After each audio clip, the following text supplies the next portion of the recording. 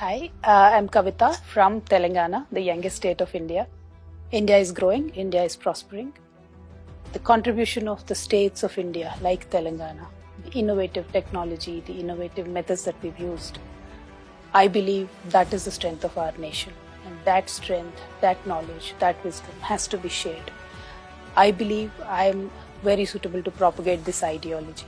That's why I'm here at Oxford today, to share my knowledge, to share the successful model of Telangana with the developmental economics students and professors. If they can inculcate these systems in any of the countries or any of the methods, I believe my trip is going to be worth it, because what we achieved in a very small time of 9.5 years, how we turned around our economy, how we turned around our people's lives, I think if that wisdom is going to help at least a single person, my trip is worth it.